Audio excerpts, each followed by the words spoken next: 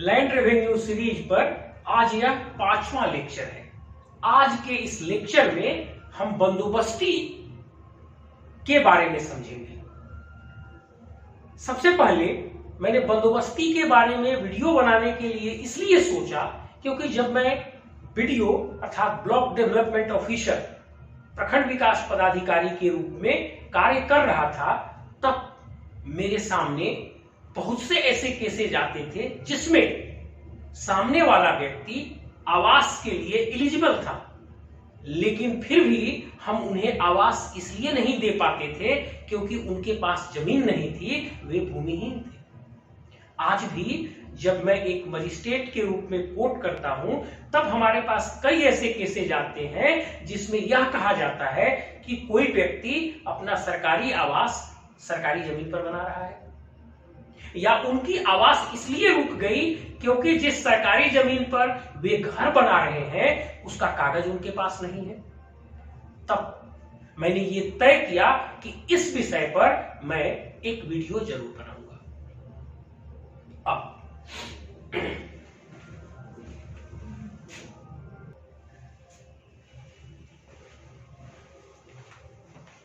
अपने गांव घर में, अपने आसपास में आप बहुत से ऐसे लोगों को देखते होंगे जो सरकारी जमीन पर रहते हैं या सरकारी जमीन पर अपना छोटा मोटा घर या झोपड़ी लगाकर रहते हैं, लेकिन उन्हें यह मालूम नहीं है कि उस सरकारी जमीन का कागज वे अपने नाम से कैसे कराएं। आज जो ये बंदोबस्ती का चैप्टर है, यह पूर्ण रूप से म्युनिसिपल एरिया से बाहर अर्थात ग्रामीण क्षेत्रों के लिए और गरमजरुआ खास जमीन की बंदोबस्ती के लिए केंद्रित है। मैं फिर से रिपीट करता हूं, आज का यह लेक्चर ग्रामीण क्षेत्रों की जमीन और ग्रामीण क्षेत्रों की गरमजरुआ खास जमीन की बंदोबस्ती से संबंधित है और यह पूरा लेक्चर इसी से संबंधित विश्लेषण है।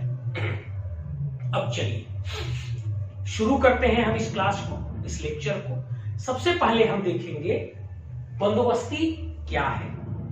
हम बहुत ही सरल शब्दों में इसे समझाएंगे, कोई तकनीकी परिभाषा का उपयोग नहीं करेंगे। बंदोबस्ती का मतलब है सरकारी जमीन को किसी रैयत या किसी व्यक्ति या किसी इंस्टीट्यूशंस के नाम से करना। फिर से सुनिए, सरकारी जमीन को किसी व्यक्ति या किसी संस्था के नाम से किया जाना और उसके नाम से जमाबंदी कायम करके रसीद निर्गत किया जाना बंदोबस्ती कहलाता है। क्लियर है यहां तक? अब बंदोबस्ती की आवश्यकता क्यों है या क्यों आवश्यक है?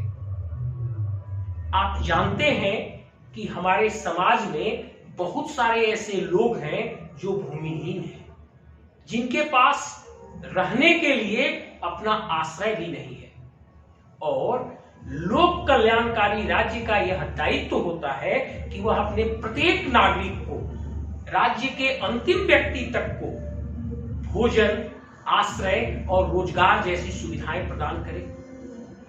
और सरकार जमीन की बंदोबस्ती करके उस व्यक्ति को यही अधिकार दिलाना चाहती है, इसीलिए बंदोबस्ती आवश्यक है।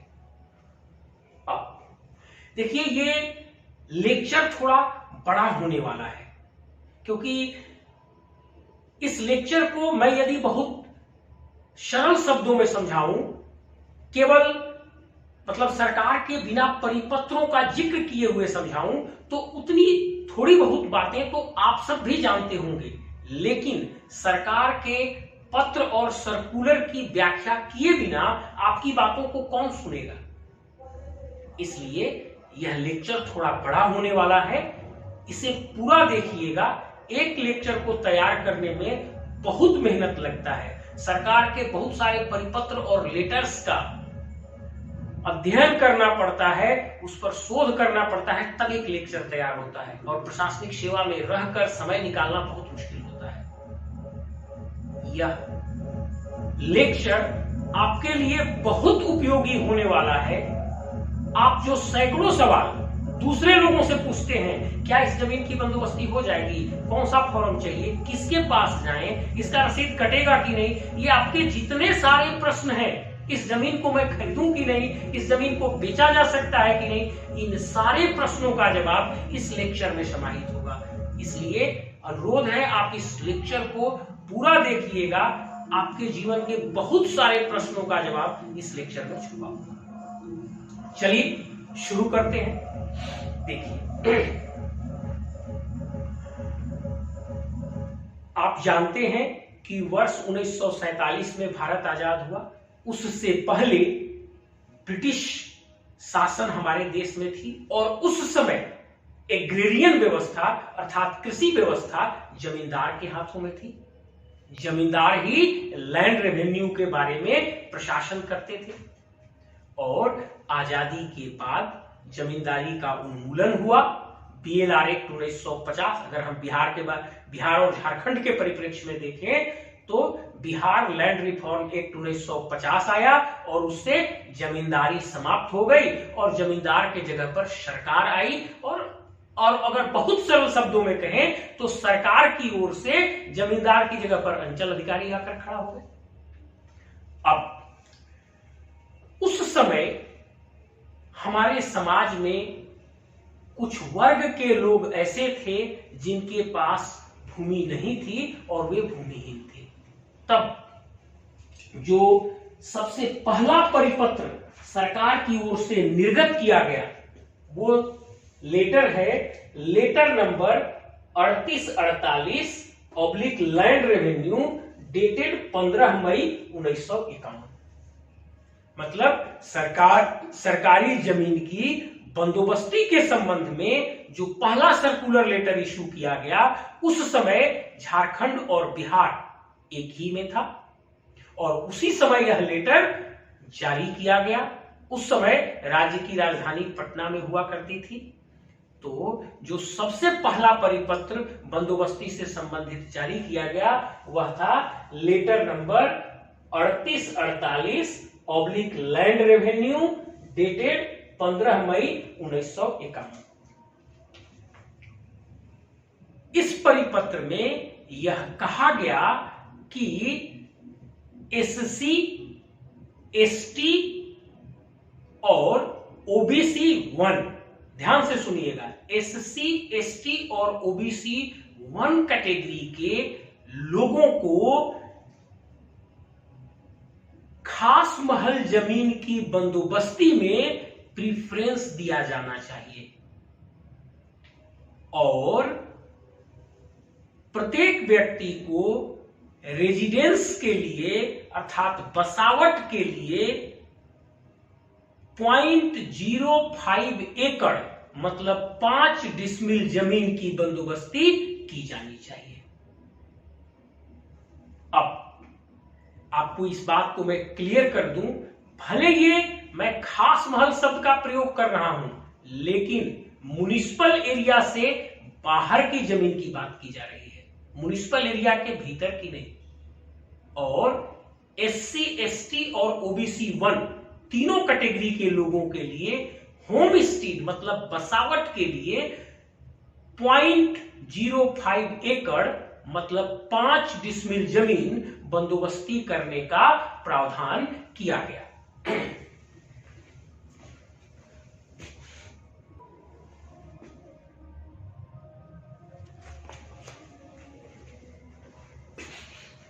अब देखिए, उस समय हमारा देश आजाद हुआ था, बहुत सी समस्याएं हमारे साथ थी और उस समय ये समस्या थी ही, जैसा हमने बताया कि बहुत सारे लोग भूमिहीन थे। अब उस समय यह पाया गया अर्थात 1950 के दशक में यह पाया गया कि बहुत सारे भूमिहीन जानकारी के अभाव में गैर मजरूआ आम जमीन पर भी अपना झोपड़ी या घर बनाकर रह रहे थे। अब आप जानते हैं कि केवल गैर मजरूआ खास जमीन की बंदोबस्ती की जा सकती है, गैर मजरूआ आम जमीन की बंदोबस्ती का अधिकार न तो जमींदार को था और न ही अब सरकार को है।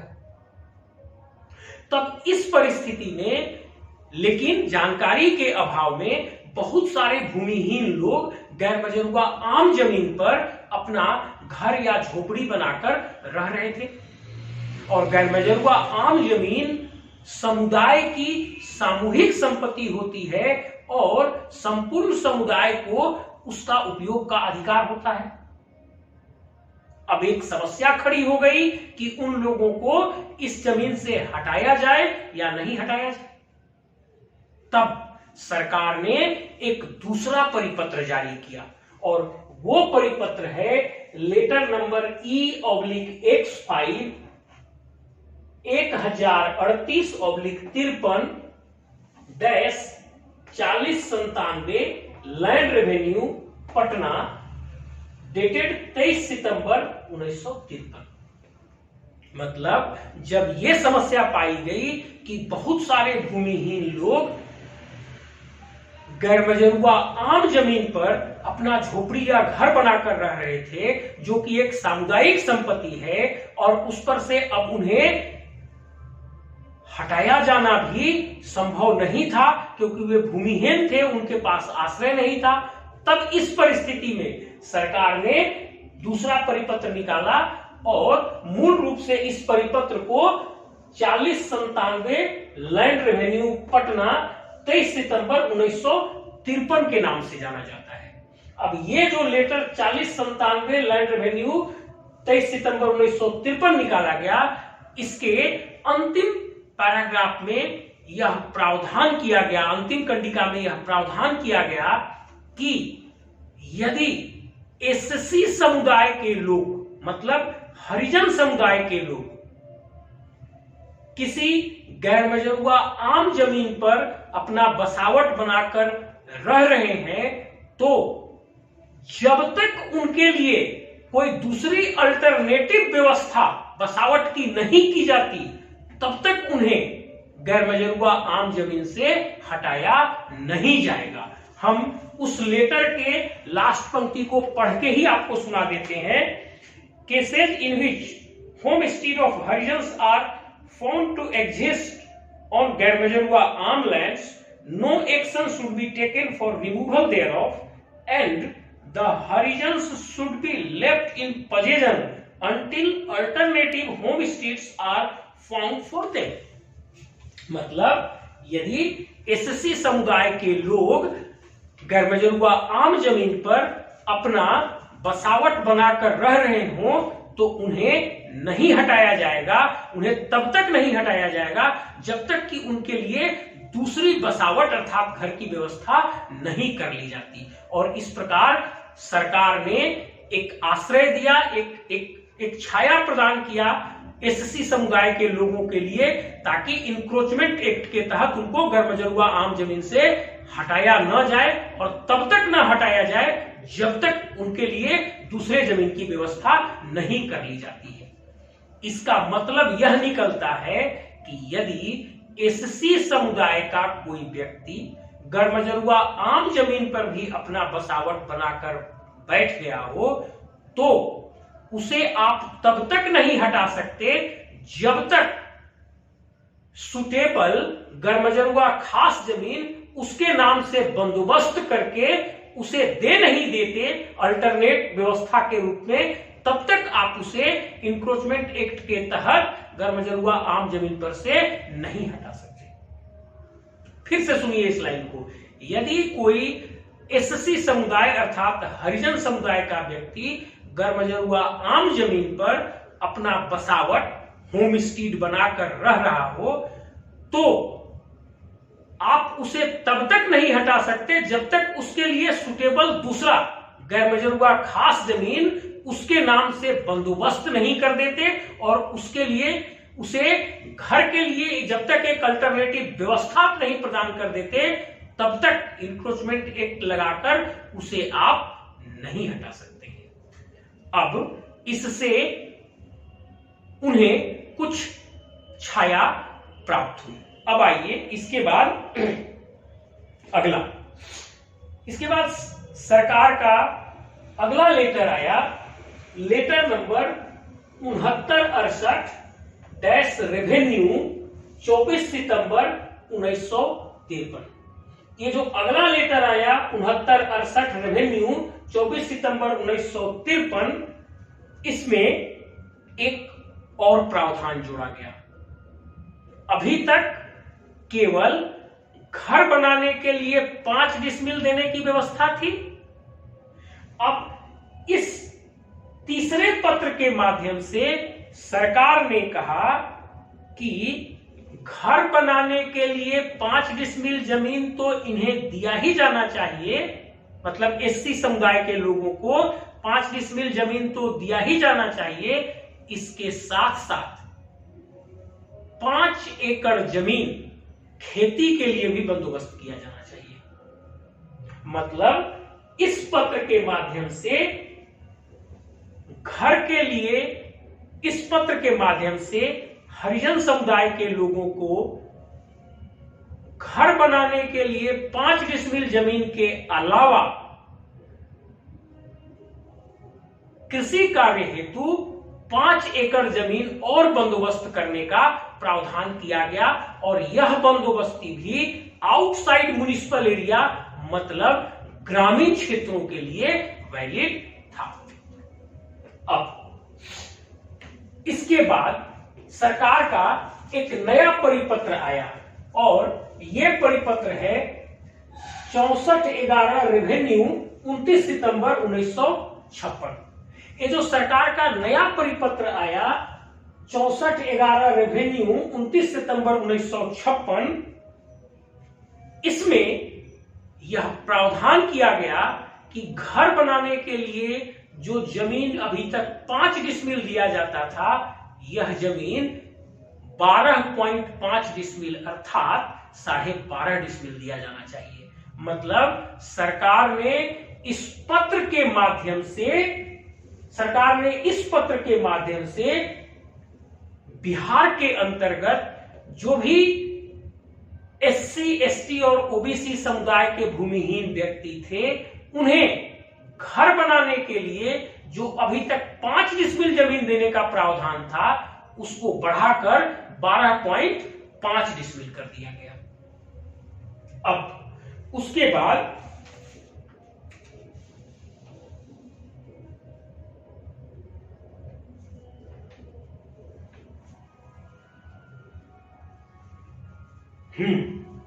अब उसी समय एक बात और सरकार के सामने आई। सरकार को यह पता चला कि न केवल एससी, एसटी और ओबीसी 1 कैटेगरी में लोग भूमिहीन हैं जिनको आवास के लिए और खेती के लिए जमीन की जरूरत है, बल्कि दूसरी जाति में भी बहुत से ऐसे लोग हैं जो भूमिहीन हैं और जिनके पास मकान बनाने के लिए अपनी जमीन नहीं है। जब सरकार को इस बात की जानकारी हुई, तब सरकार ने एक नया लेटर निकाला 368 रेवेन्यू 16/1/1964। और इस लेटर 368 रेवेन्यू 16/1/1964 के माध्यम से सरकार ने एससी, एसटी, ओबीसी 1 के अलावा अन्य किसी भी जाति के व्यक्ति के लिए जो भूमिहीन हो, उसे मकान बनाने के लिए 12.5 डिसमिल अर्थात 12.5 डिसमिल जमीन देने का प्रावधान किया। मतलब इस परिपत्र के माध्यम से एससी, एसटी, ओबीसी 1 के अलावा अन्य सभी जाति के लोग जो कि भूमिहीन हों, उनको भी घर बनाने के लिए 12.5 डिसमिल जमीन के बंदोबस्ती की व्यवस्था की गई। और यह प्रावधान भी ग्रामीण क्षेत्रों में और गैर मजरूआ खास जमीन के बंदोबस्ती से संबंधित है।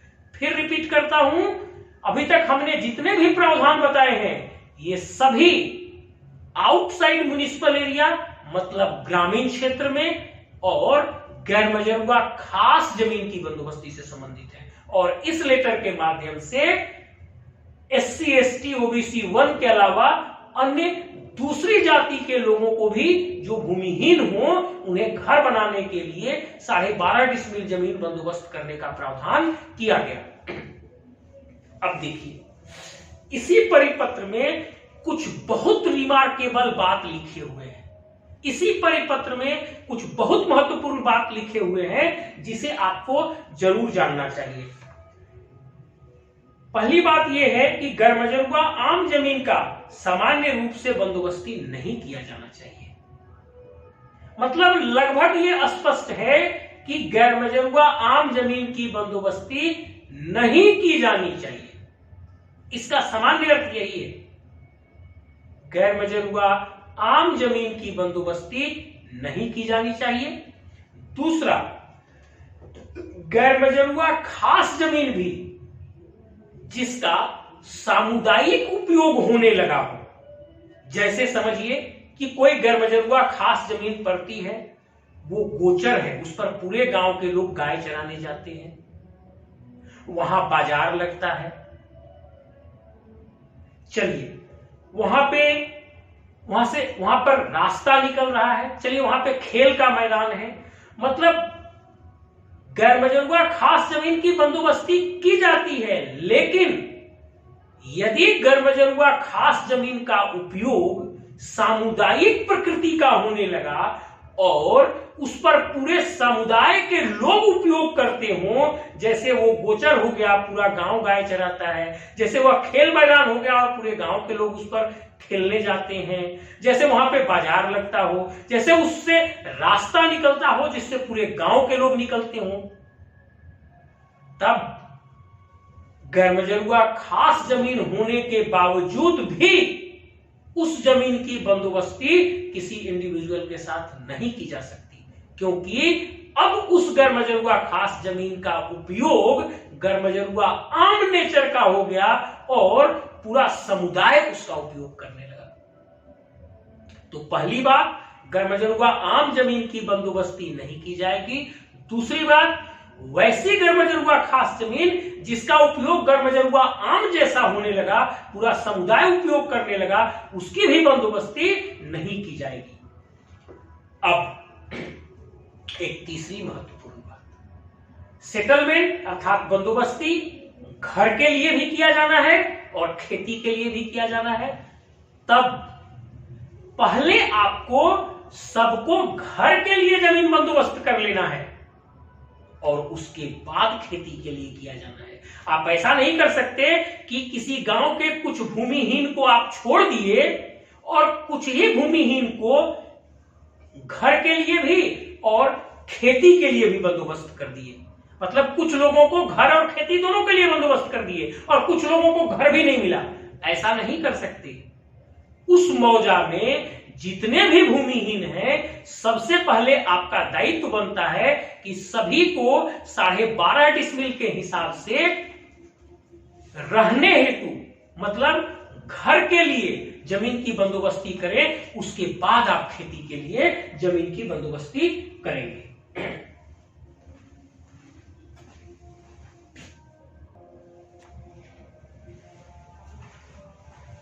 और एक चीज सुधार लीजिएगा, ये 368 नहीं, ये लेटर नंबर 386 है। लेटर नंबर 386 है।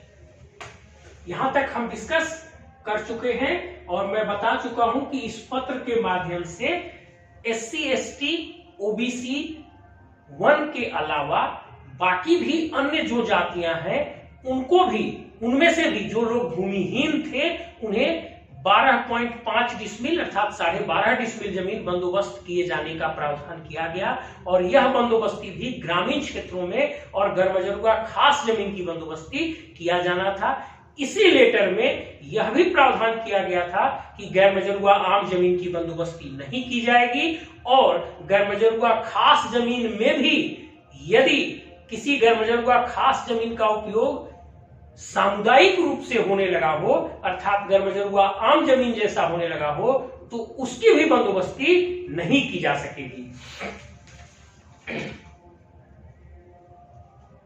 और पहले घर के लिए सबको बंदोबस्ती कर लिया जाएगा, उसके बाद खेती के लिए बंदोबस्ती की जाएगी। ये तीनों प्रावधान इस पत्र में किए गए थे। अब इसके बाद सरकार ने अगला परिपत्र निकाला, पत्र संख्या 8, खास महल नीति 1012/82-701 राजस्व, डेटेड 26/2/1982। आप वीडियो को पॉज करके इसका स्क्रीनशॉट जरूर ले लीजिएगा। ये लेटर्स आपको बहुत काम आएंगे, ये लेटर्स बहुत काम आएंगे और इन लेटर्स को आप रेवेन्यू कंपेंडियम में या विभाग के साइट पर जाकर डाउनलोड कर सकते हैं। और जब इन परिपत्र को लगाकर आप अपना आवेदन देंगे तभी उस आवेदन की सुनवाई होगी। इसलिए मैं साइड हो जाता हूं, आप इसे देख लीजिए ठीक से और इसका इन सभी लेटर्स का स्क्रीनशॉट जरूर ले लीजिएगा और उस स्क्रीनशॉट के अनुसार आप रेवेन्यू कंपेंडियम या विभाग के साइट से इन लेटर्स को डाउनलोड कर लीजिएगा। इसको डाउनलोड कर लीजिएगा और उस परिपत्र के साथ आप कभी आवेदन लगाएंगे तब उसकी वैल्यू होगी। चलिए अब हम इस 6वें लेटर पर डिस्कस करेंगे। ये 6वां लेटर पत्र संख्या 8, खास महल नीति 1012/82-701 राजस्व 26 फरवरी 1982 को जारी किया गया। देखिए बीच में हुआ क्या था कि जो खेती के लिए 5 एकड़ जमीन की व्यवस्था थी उस 5 एकड़ को घटाकर 2 एकड़ कर दिया गया था। लेकिन बाद में यह पाया गया कि संथाल परगना और छोटा नागपुर का क्षेत्र पथरीला, पहाड़ी नुमा और कम उपजाऊ है और यहाँ SC/ST समुदाय के लोग बहुत ही गरीब प्रकार के हैं। तब सरकार ने अपने उस निर्णय को वापस लिया इस पत्र में और इस पत्र में कहा गया कि SC/ST और OBC 1 समुदाय के लोग जो संथाल परगना और छोटा नागपुर के क्षेत्र में रहते हैं उन लोगों को खेती के लिए 5 एकड़ ही जमीन बंदोबस्त की जाएगी। मतलब बीच में जो 5 एकड़ का लिमिट था उसको घटा के 2 एकड़ किया गया था। लेकिन इस परिपत्र के माध्यम से, इस 6वें नंबर के परिपत्र के माध्यम से सरकार ने फिर से संथाल परगना और छोटा नागपुर क्षेत्र में रहने वाले SC/ST और OBC 1 समुदाय के लोगों के साथ खेती के लिए बंदोबस्ती किए जाने वाले जमीन का लिमिट फिर से बढ़ाकर 5 एकड़ कर दिया। अर्थात अब फिर से इस क्षेत्र में संथाल परगना और छोटा नागपुर के क्षेत्र में रहने वाले SC/ST और OBC 1 के साथ खेती के लिए 5 एकड़ गैर मजरूआ खास जमीन के बंदोबस्ती की व्यवस्था फिर से कर दी गई इस पत्र के साथ। अब इसके बाद सरकार ने फिर एक परिपत्र जारी किया और यह पत्र है पत्र संख्या 3089 राजस्व, डेटेड 13 नवंबर 1986। सरकार को यह सूचना मिली कि ग्रामीण क्षेत्रों में बहुत सारे SC/ST और OBC 1 समुदाय के गरीब भूमिहीन लोग सरकार के जमीन पर अपना घर बनाकर रह रहे हैं। तब सरकार ने यह निर्देश दिया स्थानीय पदाधिकारियों को कि यदि कोई SC/ST और BC 1 समुदाय का भूमिहीन व्यक्ति यदि ग्रामीण क्षेत्र में किसी सरकारी जमीन पर रह रहा हो और वह जमीन बंदोबस्ती किए जाने के योग्य हो, अर्थात वह जमीन गैरमजरूआ खास प्रकृति का हो और उसका सामुदायिक उपयोग नहीं हो रहा हो, मतलब ग्रामीण क्षेत्र के वैसे जमीन पर कोई भूमिहीन व्यक्ति अपना घर बनाकर रह रहा है जो कि गैरमजरूआ खास जमीन है और जिसका सामुदायिक उपयोग नहीं हो रहा है, मतलब उस जमीन से रास्ता नहीं जा रहा है, वहां खेल मैदान नहीं है, वहां कोई हाट बाजार नहीं लगता है, वो गोचर नहीं है, मतलब ऐसा गैरमजरूआ खास जमीन है जिसकी बंदोबस्ती की जा सकती है और उस जमीन पर SC/ST OBC 1 समुदाय के भूमिहीन लोग घर बनाकर रह रहे हैं। तब उस परिस्थिति में सरकार ने स्थानीय पदाधिकारियों को यह निर्देश दिया कि आप सुमोटो मतलब अपने से ही उस कब्जे की जमीन को उस व्यक्ति के नाम से बंदोबस्त कर दीजिए। मतलब सरकार ने अपना आश्रय और बढ़ाया, इस समुदाय के लोगों के लिए अपनी सुविधाएं और बढ़ाई और स्थानीय पदाधिकारियों को यह निर्देश दिया गया कि यदि इस वर्ग के लोग सुटेबल जमीन पर रह रहे हैं जिसकी बंदोबस्ती की जा सकती है तो आप सुमोटो उस जमीन की बंदोबस्ती उनके नाम से कर दीजिए।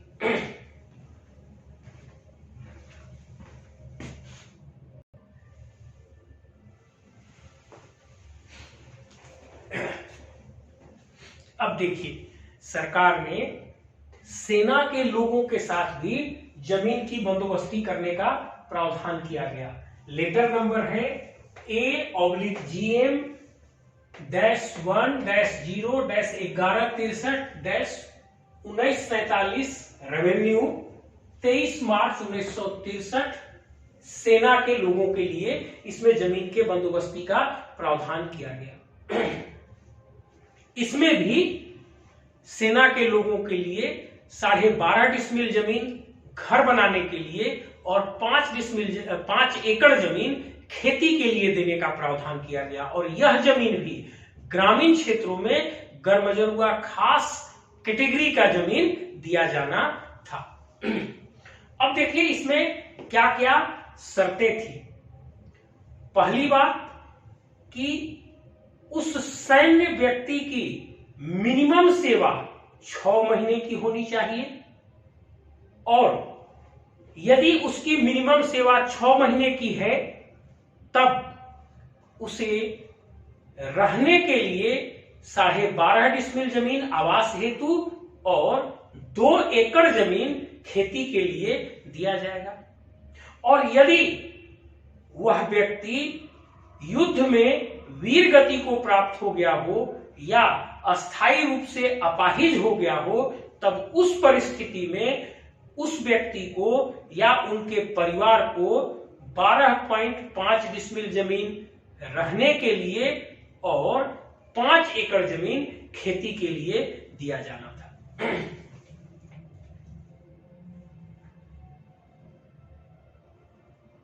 हाँ, इसमें एक चीज और समझ लीजिए, इस सेना के लोगों को जो जमीन देने का प्रावधान था इसमें एक बात और ध्यान से समझ लीजिए, वो ये है कि उनकी सेवाएं आर्म्स एक्ट के तहत आनी चाहिए। मतलब सेना के वे लोग जिनकी सेवाएं आर्म्स एक्ट के तहत आती हैं उन्हीं के साथ जमीन बंदोबस्ती का प्रावधान किया गया है। और इसमें भी 2 कैटेगरी है। पहला कैटेगरी है कि आप सेना में कार्यरत हैं, आपकी सेवा 6 माह से अधिक हो चुकी है, मतलब कम से कम आपने सेना में योगदान किए हुए आपका 6 माह हो चुका है और 6 माह तक आप सेना में कार्य कर चुके हो और अभी आप जीवित हो, कार्यरत हो, तब उस परिस्थिति में 12.5 डिसमिल जमीन आवास के लिए और 2 एकड़ जमीन खेती के लिए आपके साथ बंदोबस्ती की जा सकती है। और यदि आप सेना में योगदान दिए या तो युद्ध में वीर गति को प्राप्त हो गए या अस्थायी रूप से अपाहिज हो गए, तब उस परिस्थिति में सरकार ने प्रावधान किया इस पत्र के माध्यम से कि आपको 12.5 डिसमिल जमीन आवास के लिए और 5 एकड़ जमीन खेती के लिए दिया जाएगा। और यदि वीर गति प्राप्त हो गए हैं तो आपके परिवार को, आपके आश्रित को 12.5 डिसमिल जमीन आवास के लिए और 5 एकड़ जमीन खेती के लिए दिया जाएगा। अब इसके लिए एक और बात है, उसको आप समझ लीजिए। आपका जो आवेदन है वो किस तरह से आएगा। तो या तो आपका आवेदन जो डिस्ट्रिक्ट सोल्जर्स बोर्ड होता है या डिस्ट्रिक्ट सेलर्स बोर्ड होता है या डिस्ट्रिक्ट एयरमैन बोर्ड होता है, उस डिस्ट्रिक्ट बोर्ड के माध्यम से अग्रसारित किया जाए या फिर आप जहां कार्यरत हैं आपके यूनिट के कमांडेंट के द्वारा उस आवेदन को अग्रसारित किया जाए। मतलब आवेदन को अग्रसारित करने के दो तरीके हैं, या तो district board of soldiers, district board of sellers, या डिस्ट्रिक्ट बोर्ड ऑफ एयरमैन जो है वहां से या तो आपका आवेदन अग्रसारित होना चाहिए, या आप जहां कार्यरत हैं वहां आपके यूनिट के कमांडिंग अफसर के द्वारा वह आवेदन यहाँ के जिला कलेक्टर को भेजा जाना चाहिए। इन दो में से किसी एक प्रावधान से यदि आपका आवेदन आता है तब आपके आवेदन पर बंदोबस्ती के लिए विचार किया जाएगा। अब ये जो बंदोबस्ती है वो बिना सलामी के किए जाने का प्रावधान है। मतलब आपसे बंदोबस्ती के लिए कोई सलामी नहीं ली जाएगी, और बंदोबस्ती के शुरुआती 5 साल में आपसे कोई रेंट भी नहीं लिया जाएगा। यही प्रावधान है सेना में, सेना के लोगों के साथ जमीन की बंदोबस्ती करने का। अब इसके बाद अगली बात आती है कि आप बहुत सारे जगहों पे सुने होंगे कि बंदोबस्ती की जमीन बेची जा रही है। ये बहुत ही महत्वपूर्ण टॉपिक है। अब आप ध्यान से समझिए, आपके साथ बंदोबस्ती जमीन की क्यों की गई? जमीन की बंदोबस्ती सरकार ने इसलिए किया क्योंकि कोई भी आदमी भूमिहीन न रहे, सबके पास अपनी भूमि हो। लेकिन यदि आपको जमीन बंदोबस्त किया गया, चाहे आप SC ST BC1 कैटेगरी के थे या किसी अन्य जाति के भूमिहीन थे, तब आपको जमीन बंदोबस्ती की गई, या आप सेना के कैटेगरी के थे तब आपको जमीन बंदोबस्त की गई। मतलब आप किसी भी कैटेगरी के बंदोबस्तीधारी हो, आप जमीन नहीं बेच सकते, क्योंकि आपको जमीन इसीलिए दिया गया है क्योंकि आपके पास जमीन रहे। अब यदि आपको एक बार जमीन सेटल किया गया और फिर से आप जमीन बेचकर भूमिहीन हो जाएंगे, तब सरकार के लिए फिर एक नई समस्या खड़ी होगी। तब सरकार ने यह तय किया कि जो सेटलमेंट किया हुआ जमीन है इसकी बिक्री पर रोक लगाई जानी चाहिए और कड़े प्रावधान लागू किए जाने चाहिए। तब सरकार ने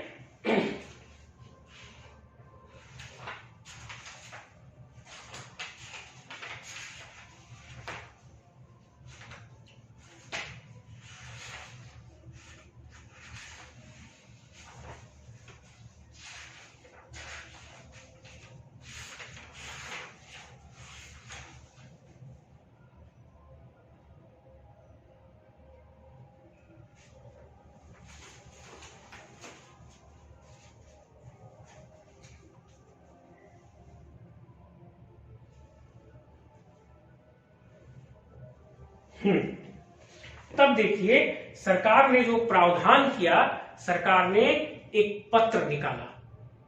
सरकार ने पत्र निकाला, पत्र संख्या 5/ खास महल नीति -10/77/2641 राजस्व दिनांक 7/10/1977। मतलब 7/10/1977 को, उस समय बिहार की ही सरकार थी, झारखंड अलग नहीं हुआ था, उसी समय पत्र निकाला गया, पत्र संख्या 5/ खास महल नीति -1055/77/2641 राजस्व। इस पत्र के माध्यम से यह कहा गया कि चाहे वह सैनिक हो या अन्य प्रश्रय प्राप्त व्यक्ति हो, सरकार के द्वारा बंदोबस्त की गई किसी भी प्रकार की सरकारी जमीन को बेचने का अधिकार नहीं होगा। मतलब स्पष्ट रूप से इस लेटर में कहा गया कि आप चाहे प्रश्रय प्राप्त व्यक्ति हो या आप सेना के व्यक्ति हो, आप किसी भी कैटेगरी के व्यक्ति हो, यदि आपको सरकार के द्वारा जमीन बंदोबस्त करके दी गई हो तो आपको उस सरकारी जमीन को, उस बंदोबस्त की गई जमीन को बेचने का अधिकार नहीं है, और आप उसको बेचकर फिर से भूमिहीन नहीं हो सकते। फिर उससे नहीं तो उससे होगा क्या? आप एक बार मुझे जमीन की बंदोबस्ती किए, मैं फिर से बेचा, भूमिहीन हो गया। अब फिर मैं आपसे बंदोबस्ती की मांग करूंगा, मैं फिर से बेचूंगा और भूमिहीन हो जाऊंगा। तो सरकार का जो ये कल्याणकारी योजना है ये एक बिजनेस में तब्दील हो जाएगा, इसलिए इस पर रोक लगाया जाना अति आवश्यक था। इसीलिए सरकार ने यह परिपत्र निकाला और कहा कि आप किसी भी कैटेगरी के व्यक्ति हो, चाहे सेना के व्यक्ति हो, यदि बंदोबस्ती की गई है आपको जमीन, तो आप बंदोबस्तीधारी को उस बंदोबस्त की गई जमीन को बेचने का अधिकार नहीं होगा। लेकिन इस पत्र के बावजूद भी इस तरह की बिक्री की जानकारी सरकार को मिलती रही।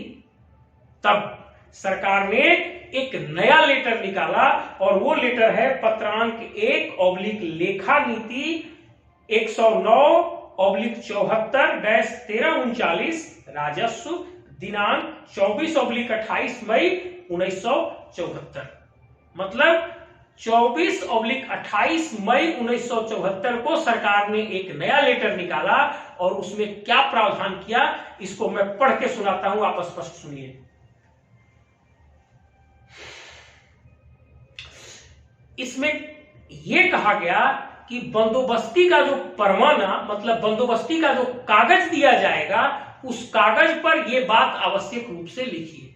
मतलब बंदोबस्ती के कागज पर इन बातों को आवश्यक रूप से लिखिए। क्या लिखिए? बंदोबस्त की गई जमीन पर बंदोबस्ती लेने वाले का हक केवल उस जमीन का निजी उपयोग करने का है। उसे वह किसी भी प्रकार बिना समाहर्ता मतलब कलेक्टर के पूर्व अनुमति के किसी अन्य व्यक्ति को किसी प्रकार हस्तांतरित नहीं कर सकता है।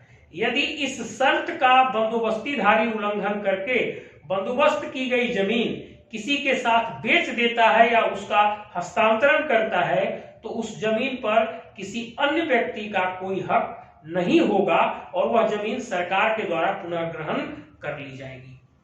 सरकार ने जो 24/28 मई 1974 को नया पत्र निकाला, उसमें स्पष्ट किया कि ये बातें बंदोबस्ती के कागज पर ही लिख दिया जाना चाहिए, बंदोबस्ती की शर्त में ही लिख दिया जाना चाहिए। और इसका मतलब यह है कि बंदोबस्ती की गई जमीन, इसका मतलब, इसका अर्थ यह है कि बंदोबस्ती की गई जमीन का केवल उपयोग बंदोबस्तीधारी करेगा, वह न तो उसे बेच सकता है न हस्तांतरित कर सकता है। मतलब न तो वो उसे बेचेगा और न ही उसका बदलैन करेगा। हस्तांतरित का एक तरीका बदलैन भी हो सकता है। तो आप बंदोबस्त की गई जमीन को बेच नहीं सकते, न ही उसका बदलैन कर सकते हैं। ऐसा करने के लिए आपको जिला कलेक्टर से पूर्वानुमति लेनी होगी। मतलब यदि आपको जमीन बंदोबस्ती में दी गई है तो आप बिना जिला के कलेक्टर अर्थात डीसी का बिना पूर्वानुमति लिए हुए न तो उस जमीन को बेच सकते हैं, न ही उस जमीन का बदलैन कर सकते हैं। और यदि आप बिना कलेक्टर अर्थात बिना डीसी के पूर्वानुमति के यदि बंदोबस्ती की गई जमीन को बेच देते हैं या बदलैन कर लेते हैं, तब वो जो नया आदमी खरीदेगा या बदल कर लेगा, उसका उस बंदोबस्ती की जमीन पर अधिकार नहीं हो पाएगा, बल्कि सरकार उस जमीन को फिर से अधिग्रहित कर लेगी। जिला में सरकार कौन है? कलेक्टर सरकार है। अगर कलेक्टर को ऐसा पता चल जाता है कि आपको जमीन बंदोबस्ती में मिली थी और आपने कलेक्टर के बिना पूर्वानुमति के उस जमीन को बेच दिया या बदलैन कर दिया, तो वो तो जो नया आदमी लेगा उसका तो अधिकार होगा ही नहीं, और आपसे भी उस जमीन का पुनर्ग्रहण कर लेगा कलेक्टर, और वो जो है फिर से सरकार की जमीन हो जाएगी। मतलब मैं समझाने का ये कोशिश कर रहा हूं कि सबसे पहले तो आपको बंदोबस्ती की जमीन बेचने का अधिकार नहीं है, और यदि आप बंदोबस्ती की जमीन को बेचना या बदलैन करना चाहते भी हैं, तो आप जिला के कलेक्टर अर्थात डिप्टी कमिश्नर से आप इसकी पूर्वानुमति लें। यदि डिप्टी कमिश्नर पूर्वानुमति देते हैं तभी आप बंदोबस्ती की जमीन को बेच सकते हैं या बदलैन कर सकते हैं। यदि बिना डिप्टी कमिश्नर के पूर्वानुमति के आपने बंदोबस्ती की जमीन को बेच दिया, बंदोबस्ती की गई जमीन को बेच दिया या उसका बदलैन कर दिया, तो जो व्यक्ति खरीदेगा उसका भी उस पर अधिकार नहीं होगा और आपसे भी वह जमीन छीन ली जाएगी, वह सरकार के खाते में फिर से जमीन चली जाएगी। इसलिए ध्यान दीजिएगा, यदि आप कोई जमीन खरीदने जा रहे हो तो भूल कर भी किसी की बंदोबस्त की गई जमीन को मत खरीदिएगा, चाहे वो एससी हो, एसटी हो, ओबीसी हो या किसी अन्य जाति का भूमिहीन हो या सेना का व्यक्ति हो। आप जमीन खरीदते समय ये जरूर देख लीजिए कि वो जमीन बंदोबस्ती की नहीं है। और इसका मैं सरल और सिंपल तरीका बताता हूं। बंदोबस्ती किस जमीन की होती है?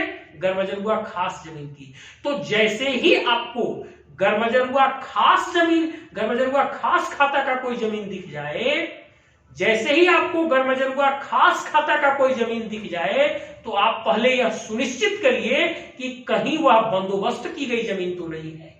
और यदि बंदोबस्त की गई जमीन है तो उस केस में कलेक्टर अर्थात डीसी की पूर्वानुमति अति आवश्यक है। बिना उनके पूर्वानुमति के न तो वो बेचने वाला जमीन बेच सकता है और ना आप खरीद सकते हैं। अगर आप खरीदते हैं तो इस कानून का उल्लंघन, इस पत्र का उल्लंघन कर रहे हैं और वो जमीन आपसे ले ली जाएगी। इसलिए सावधान हो जाइए। अपने अगल बगल में भी कोई ऐसा लोग है जो बंदोबस्ती का जमीन बेच रहा है तो उसे आप समझाइए कि इसको बेच नहीं सकते हो, बेचना है तो डीसी का पूर्वानुमति लो। और जो खरीद रहा है उसको भी समझाइए कि आपका पैसा भी चला जाएगा और जमीन भी सरकार वापस ले लेगी। और इस बात से बहुत सावधानी रखिए, नहीं तो पैसा भी जाएगा और आपका जमीन भी जो है सो चला जाएगा।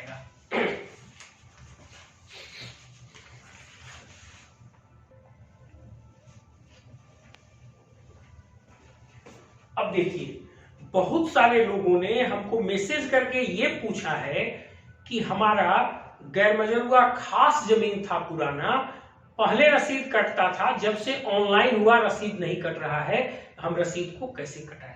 इस संबंध में मैं सरकार के एक पत्र का जिक्र कर रहा हूं, इसको ध्यान से सुनिएगा। पत्रांक 6 भूमि का नियमितीकरण -89/2020 1704 राजस्व। ये झारखंड सरकार राजस्व निबंधन एवं भूमि सुधार विभाग का पत्र है। 15 जुलाई 2020 को यह पत्र जारी किया गया है। राजस्व विभाग के सचिव श्री कमल किशोर सोन साहब ने ये सभी जिला के उपायुक्त को ये लेटर दिया हुआ है। इस लेटर में आपको वो सारी बातें बताई गई हैं जिसके चलते गैरमजरूआ खास जमीन का रसीद नहीं कट सकता और आपको क्या करना चाहिए, मतलब किस तरह से आपका वो जमीन होना चाहिए जिससे आपका रसीद कट सके। आप इस लेटर को प्राप्त कर लीजिए। फिर मैं बता रहा हूं, या तो रेवेन्यू कंपेंडियम में लेटर मिलेगा या फिर आप विभाग के साइट पर जाकर इसको डाउनलोड करिए। मूलतः इसको लेटर 1704 राजस्व 15 जुलाई 2020 लोग कहते हैं। 1704 राजस्व 15 जुलाई 2020। इस लेटर में आपको पता चल जाएगा कि कहां पर गलती है जिसके चलते आपका रसीद नहीं कट पा रहा है। अब इसके बाद जो अगला वीडियो मैं बनाऊंगा वो मैं गैरमजरूआ आम जमीन के संबंध में बनाऊंगा। बहुत सारे लोगों का ये प्रश्न आ रहा है कि गैरमजरूआ आम जमीन पर मेरा घर बन गया है या गैरमजरूआ आम जमीन पर हम घर बना लिए हैं, इसके बदले हम अपना रैयती जमीन लोगों को छोड़ दिए हैं, हमारे पास तो गैरमजरूआ आम 12.5 डिसमिल जमीन ही कब्जा में है, 80 साल से हमारा घर बना हुआ है, हम क्या करें।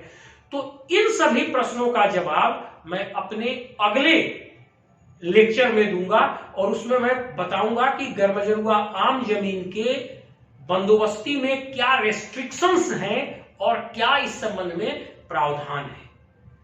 अब उसके अगले वीडियो में मैं कैसरे हिंद के संबंध में भी आपको बताऊंगा कि कैसरे हिंद जमीन किसकी होती है और उसके संबंध में क्या प्रावधान है।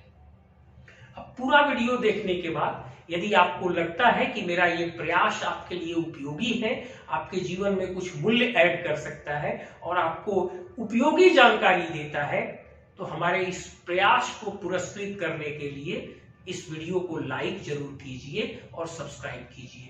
और यदि लगता है कि नहीं यह उपयोगी है या इसमें कुछ कमियां हैं तो आप इसे डिसलाइक भी कीजिए और कमेंट भी कीजिए।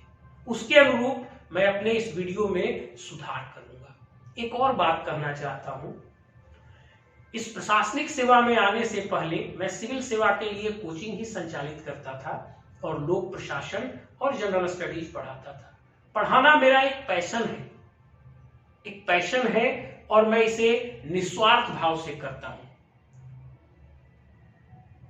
लेकिन प्रशासनिक सेवा में होने के कारण समय बहुत कम मिल पाता है, जिसके चलते हमें वीडियो बनाने में 10 दिन 15 दिन का भी समय लग जाता है, क्योंकि वीडियो बनाने से पहले उस मटेरियल को सारगर्भित भी किया जाना चाहिए, उस स्तर का भी बनाया जाना चाहिए और उसमें सटीकता भी होनी चाहिए। इसके लिए सरकार के उन परिपत्रों के अध्ययन की जरूरत होती है, उसके लिए नोट्स बनाना पड़ता है। सॉरी इतनी डिले के लिए, लेकिन मैं ये अपना क्लास जारी रखूंगा और हमेशा आप लोगों तक इस प्रकार की उपयोगी वीडियो जरूर पहुंचाऊंगा। और पुनः कहना चाहता हूं, यदि आप हमारे प्रयास को पुरस्कृत करना चाहते हैं तो इस वीडियो को लाइक करें और सब्सक्राइब करें। Thank you.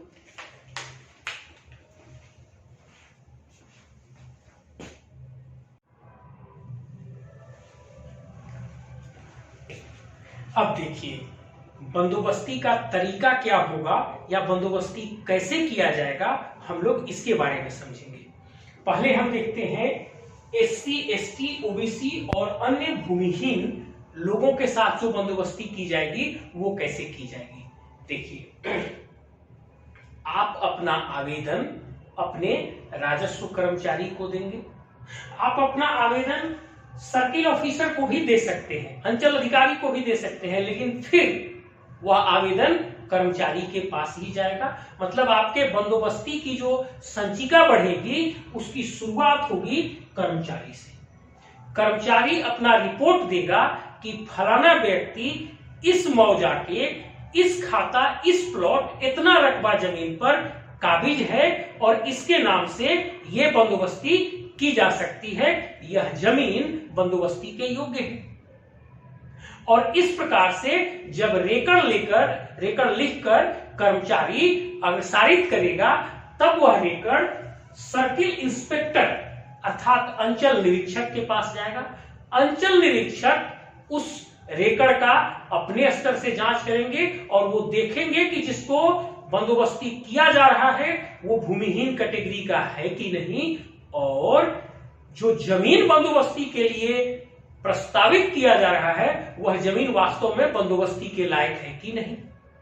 जब इन्हें लगेगा कि हाँ ये सही है, तब उसे अंचल निरीक्षक अपनी अनुशंसा के साथ अग्रसारित करके अंचल अधिकारी अर्थात सर्किल ऑफिसर अर्थात सीओ को भेजेंगे।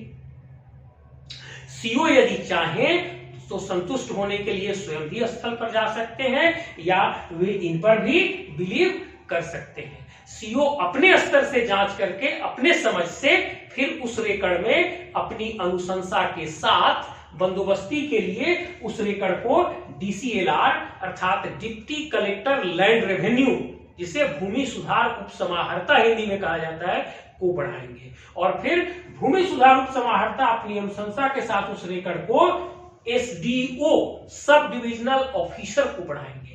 मैंने कई बार कहा है कि लैंड रेवेन्यू एक्ट में एसडीओ शब्द का प्रयोग किया गया है, इसलिए मैंने यहां पे एसडीओ लिखा, एसडीएम नहीं लिखा। हालांकि आदमी वही होगा, उसी को एसडीएम भी कहा जाएगा, लेकिन इस कानून के तहत जो पद काम करेगा वो होगा एसडीओ। और डीसीएलआर के बाद डीसीएलआर के द्वारा अपनी अनुशंसा के साथ उस रेकर्ड को एसडीओ को भेजा जाएगा और फिर एसडीओ जब उसे सही पाएंगे तब अंतिम रूप से उसका अनुमोदन करेंगे और उन्हीं के हस्ताक्षर से बंदोबस्ती का परवाना दिया जाएगा। हालांकि जो बंदोबस्ती का परवाना दिया जाता है उस पर सर्किल ऑफिसर, डीसीएलआर और एसडीओ तीनों का हस्ताक्षर होता है, लेकिन फाइनल जो अथॉरिटी है इस क्लास के लोग को बंदोबस्ती करने के लिए वो एसडीओ है और इनको जमीन की बंदोबस्ती करने की शक्ति एसडीओ में निहित है। अब आइए सेना के लोगों के लिए। सेना के लोगों के लिए भी जो रेकर्ड नीचे से चलेगा वो एसडीओ तक उसी तरह से आएगा जैसे कि उस केस में आया था। फिर से मैं रिपीट करता हूं, सेना के लोगों के लिए भी बंदोबस्ती का रिकॉर्ड कर्मचारी से शुरू होगा, सीआई होते हुए, सीओ होते हुए, डीसीएलआर होते हुए एसडीओ तक आएगा। यहां तक एसडीओ तक वह रिकॉर्ड उसी प्रकार से आएगा जैसे उस केस में था।